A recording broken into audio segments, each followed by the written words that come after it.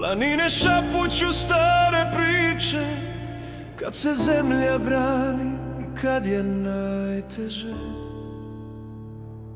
Rađaju se junaci što nikad ne posrnu. Kad su teške godine došle nad kraj, kad je tama pokrila planine i grad, iz tišine ustade jedan tihi glas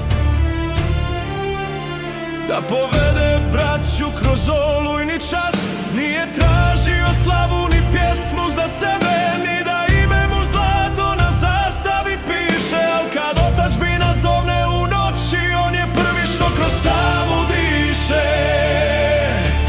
Planine pamte korake te, noći pamte hrabro ime, kad sloboda traži svoje sinove, on je bio među prvima. Oj junaci, nek planine čuju, nek se glas kroz vjekove vije. Milorade, ime tvoje stoji, dokle Drina svoje vode lije. Nek se pamti, nek se priča svuda, gdje se brani rodi ognjište. Dok je zemlje i dok je naroda, živjet će i tvoje ime.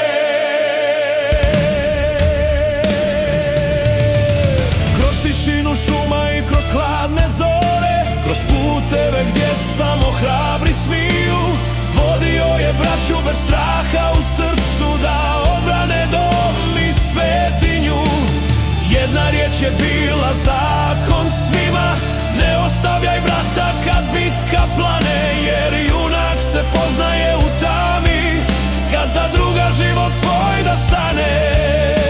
Kad vjetrovi istorije prođu, kad se utišaju ratne oluje, ostaće priče pod ovim nebom o junaku kog narod pamtuje.